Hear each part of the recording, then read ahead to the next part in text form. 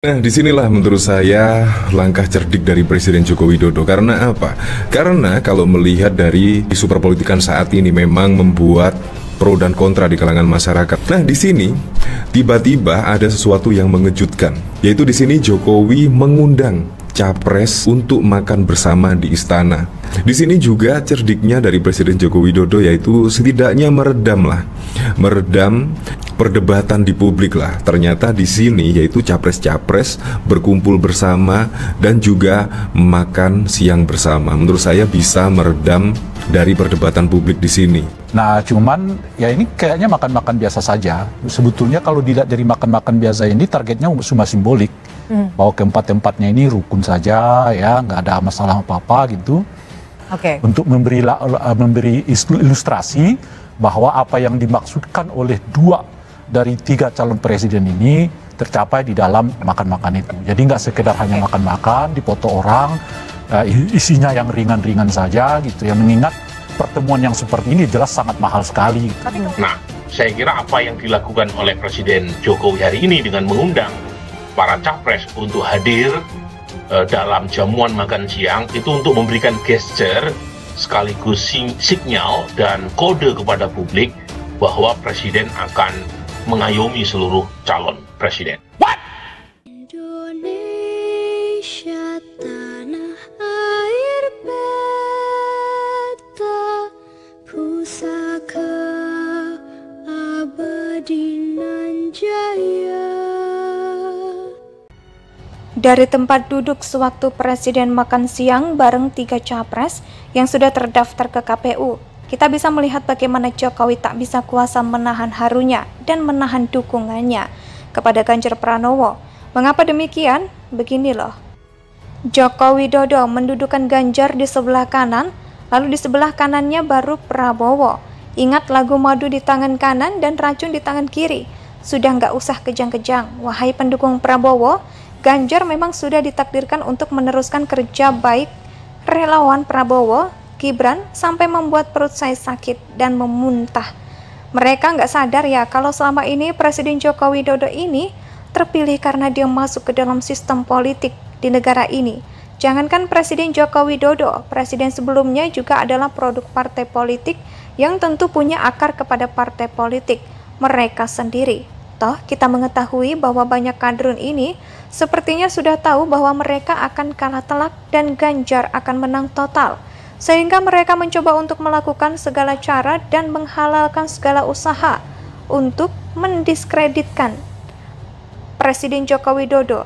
Buat saya ini adalah sebuah strategi yang memang dilakukan karena mereka sudah tidak punya pengharapan lagi terhadap Anies Baswedan yang sekarang sudah dikenal sebagai sosok yang didukung oleh teroris dan radikalisme, juga pemain identitas, dan melihat bagaimana Anies dijajaki di pinggir jalan dan dijual pakai agama.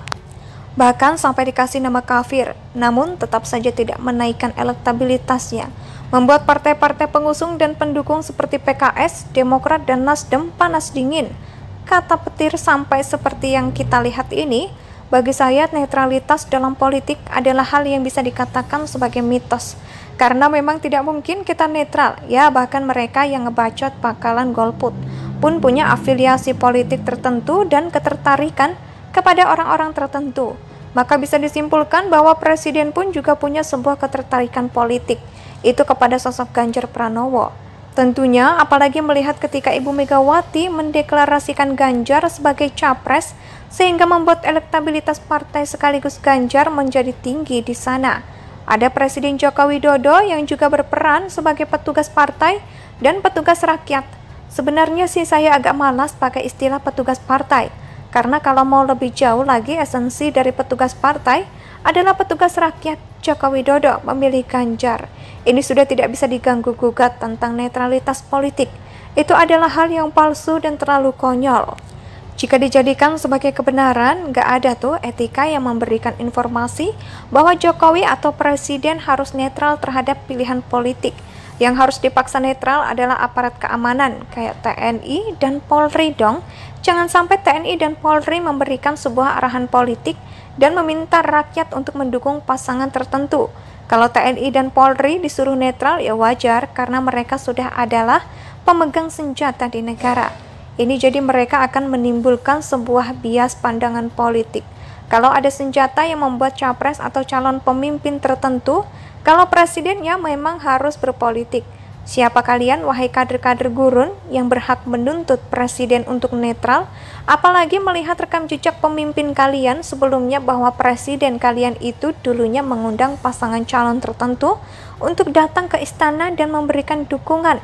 Siapa yang bilang presiden harus netral? Coba buktinya. Kita lihat Jokowi mendukung Ganjar menjadi presiden untuk periode tahun 2024 sampai 2034. Kalau nggak senang ya silakan, itu hak kalian, wahai para pembenci NKRI. Karena berpolitik itu adalah hak setiap warga, termasuk presiden. Dari tempat duduk sewaktu presiden makan siang bareng 3 capres yang sudah terdaftar ke KPU, kita bisa melihat bagaimana Jokowi tak bisa kuasa menahan harunya dan menahan dukungannya kepada Ganjar Pranowo. Mengapa demikian? Begini loh. Joko Widodo mendudukan Ganjar di sebelah kanan, lalu di sebelah kanannya baru Prabowo. Ingat lagu madu di tangan kanan dan racun di tangan kiri. Sudah nggak usah kejang-kejang, wahai pendukung Prabowo. Ganjar memang sudah ditakdirkan untuk meneruskan kerja baik relawan Prabowo, Gibran, sampai membuat perut saya sakit dan memuntah. Mereka nggak sadar ya kalau selama ini Presiden Joko Widodo ini terpilih karena dia masuk ke dalam sistem politik di negara ini. Jangankan Presiden Joko Widodo, presiden sebelumnya juga adalah produk partai politik yang tentu punya akar kepada partai politik mereka sendiri. Toh kita mengetahui bahwa banyak kadrun ini sepertinya sudah tahu bahwa mereka akan kalah telak dan Ganjar akan menang total. Sehingga mereka mencoba untuk melakukan segala cara dan menghalalkan segala usaha untuk mendiskreditkan Presiden Joko Widodo.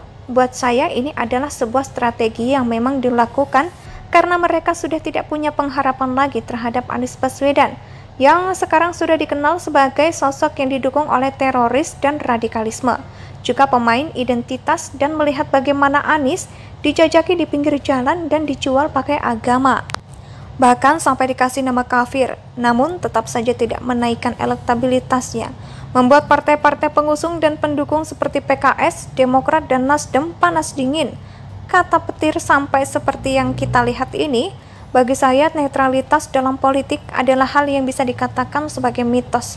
Karena memang tidak mungkin kita netral, ya bahkan mereka yang ngebacot bakalan golput pun punya afiliasi politik tertentu dan ketertarikan kepada orang-orang tertentu. Maka bisa disimpulkan bahwa presiden pun juga punya sebuah ketertarikan politik, itu kepada sosok Ganjar Pranowo. Tentunya apalagi melihat ketika Ibu Megawati mendeklarasikan Ganjar sebagai capres sehingga membuat elektabilitas partai sekaligus Ganjar menjadi tinggi di sana. Indonesia sejak dulu kala tetap dipuja-puja